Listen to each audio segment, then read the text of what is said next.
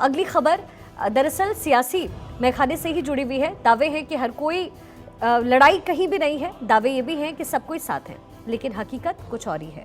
हम बात कर रहे हैं मोदी विरोधी दलों के मोर्चे यानी इंडिया गठबंधन की। आपको अब एक एक करके पूरी खबर समझाएंगे, हर पहलू पर हम बातचीत करेंगे। सबसे पहले बात अखिलेश यादव की कर लेते हैं। मध्य प्रदेश में सीट शेयरिंग को लेकर के अखिलेश नाराज हुए। अखिलेश ने अब तक 42 प्रत्याशी घोषित कर दिए हैं। अखिलेश दरअसल 6 सीटें मांग रहे थे, लेकिन कांग्रेस 4 सिर्फ देने को तैयार थी। दिग्विजय कह रहे हैं कि ये फ्रेंडली फाइट है। कांग्रेस नेताओं को अखिलेश ने धोखेबाज कहा, चिरकुट कहा, लेकिन दिग्विजय कहते हैं कि ये फाइट जो है वो है फ्रेंडली। उत्तर प्रदेश में गठबंधन पर सोचने की बात कही। अखिलेश ने मिर्ची बाबा से मुलाकात की। खबर पर आगे भी आपसे बात करेंगे, लेकिन उससे पहले आप मल्लिकार्जुन खड़गे की बात सुनिए, जो कह रहे हैं कि राज्यों के मुद्दे अलग हैं, और अखिलेश की बात भी आपको सुनवाते हैं, क्योंकि देहरादून में अखिलेश ने ये संकेत दिए कि आगे वो उत्तराखंड में भी चुनाव लड़ सकते हैं। सुनिए। 5 स्टेट का इलेक्शन जो चल रहा है वो ठीक चल रहा है, और हर जगह हमारे लोग काम कर रहे हैं, और हमको कॉन्फिडेंस है कि हम 5 स्टेट में ज़रूर जीतेंगे। अब देखेंगे, अब 5 तो हमारे इलेक्शन होने दो, इंडिया अलायंस भी करेंगे। उनके सोचने का तरीका कुछ और है, सोचने का तरीका और है।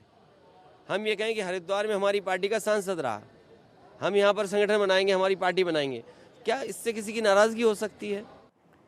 यानी दंगल तगड़ा है, दावे चाहे जो कुछ हो। अब कांग्रेस के सामने मुश्किल कहां है वो भी आपको समझा देते हैं। मध्य प्रदेश जहां बीजेपी और कांग्रेस में मुकाबला है, लेकिन सपा और आम आदमी पार्टी के बाद जेडीयू ने भी 5 प्रत्याशी यहां पर उतार दिए।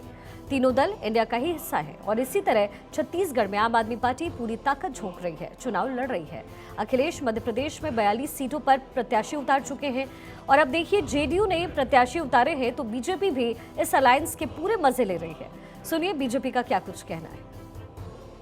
क्या हुआ, इंडी अलायंस बन गए इंडिगो? अरे अपने व्यक्तिगत महत्वाकांक्षा के लिए आप कभी एक हो ही नहीं सकते हो। सपा ने तो उतारे मध्य प्रदेश में कैंडिडेट, अब जेडीयू ने भी उतार दिए। वाह रे चिंदी चोरों, आपस में ही लड़ मरोगे। काम करो, पहले आपस में निपट लो, फिर हमसे आना लड़ने आप लोग। जय हो इंडिगो अलायंस की, हवा में उड़िए। विपक्षी पार्टियों के गठबंधन इंडिया की सबसे पहली कसौटी ये 5 विधानसभा चुनाव थे, जिसमें इन तमाम पार्टीज में आपस में दरार देखने को साफ मिल रही है।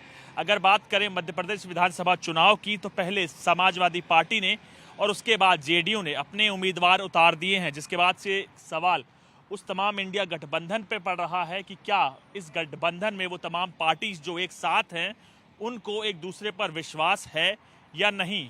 क्या जो इन लोगों ने वादे किए थे कि तमाम विधानसभा चुनाव और लोकसभा चुनाव में ये अपने साथ एक साथ लड़ेंगे और हर सीट पर एक ही उम्मीदवार उतारा जाएगा, लेकिन इस कार्यशैली के बाद लगातार उस दावे पर भी सवालिया निशान लग रहा है। अगर बात करें बीजेपी की, बीजेपी इसको लेकर पूरी तरह से चुटकुला ले रही है और कहीं ना कहीं एक अपॉर्चुनिटी देख रही है कि विपक्षी एकता में ये दरार देखने को मिल रही है। विपक्ष की बात करें तो विपक्ष इस मुद्दे पर बिल्कुल ही शांत है, लेकिन बीजेपी लगातार इस पर वार पर वार करे जा रही है। कैमरामैन संदीप रावत के साथ मैं आनंद कुमार सिंह, भारत 24 दिल्ली। और अब बात कर लेते हैं सीट शेयरिंग को लेकर के। कहा गया था कि इंडिया का दफ्तर खुलेगा, आज तक खुला नहीं। कहा गया कि सीट शेयरिंग कर लेंगे, आज तक ये हुई नहीं। और अब कहा जा रहा है कि राज्यों में अलग अलग लड़ेंगे, देश में एक साथ लड़ेंगे। मतलब एक फिल्म का गाना शायद सटीक है कि कंफ्यूजन ही कंफ्यूजन है, सोल्यूशन का पता नहीं। दावे के मुताबिक अभी जो तस्वीर बन रही है, अगर उसको समझें तो 2024 में ये तस्वीर कुछ ऐसी होगी। 2070 सीटों पर कांग्रेस लड़ेगी, बाकी 270 सीटों पर सहयोगी दल चुनाव लड़ेंगे। सीट शेयरिंग 5 राज्यों के चुनाव के बाद होगा। कांग्रेस को लगता है कि राज्यों में उसका प्रदर्शन ज्यादा सीटों का आधार बनेगा। महाराष्ट्र की 48, बिहार की 40, तमिलनाडु की 39 और उत्तर प्रदेश की 80 सीटें। कांग्रेस, शिवसेना, यूबीटी, इसके साथ ही NCP, DMK, RJD, Sapa, RJD मिलकर के चुनाव लड़ेंगे। और इन सभी राज्यों में कुल 197 सीटें फिलहाल हैं, और केरल की 20, बंगाल की आप जोड़ लीजिए 42, पंजाब की 13 और दिल्ली की 7 सीटें।